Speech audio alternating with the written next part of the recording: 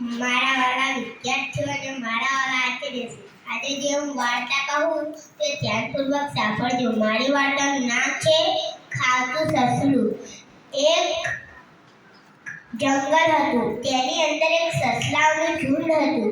તેની અંદર એક મોટું સસલાઓનું ઝુંડ હતું.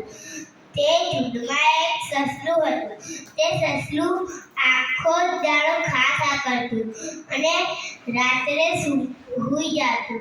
તો એક દિવસ તેના બધા જ ભાઈબંધો આવ્યા અને તેને બોલ્યા કે ચાલો આપણે જઈને ખેતરમાં ગાજર ખાશું અને મોજ મસ્તી કરશું. તો સસલું બોલ્યું કે સારું ચાલો. તો પછી તેમને ત્યાં પહોંચ્યા અને તેનું સરસ ખેતર જોઈને તેમને બોલ્યા કે વાહ, આ તો બહુ જ મસ્ત ખેતર છે. આની અંદર ગાજર પણ છે બહુ બધા. તો બધા જ સસલા ખાવા લાગ્યા અને તેની માલિકને ખબર પડી ગઈ અને એક સસલું બોલ્યું કે તું જલ્દી કર કે નકે પેલો માલિક આવી જશે અને તને બહુ જ મારશે. તો તે સસલું બોલ્યું કે ના, એ તો હજુ બહુ જ દૂર છે. ત્યાં ઘડી તો આપણે જેટલી પણ ગાજર ખાઈ છું. તો જીવો પછી એનો વધારે નજીક આવી ગયો અને તેને બધા સસલા કૂદકા મારીને ત્યાંથી જતા રહ્યા.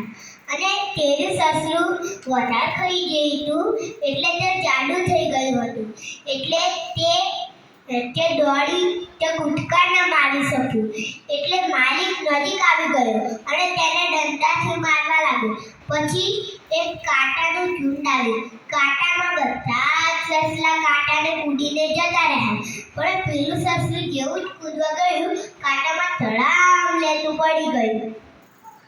તો એનું સસલું ફટોફટ ત્યાં કાંટામાંથી નીકળીને ત્યાં જવા લાગ્યું.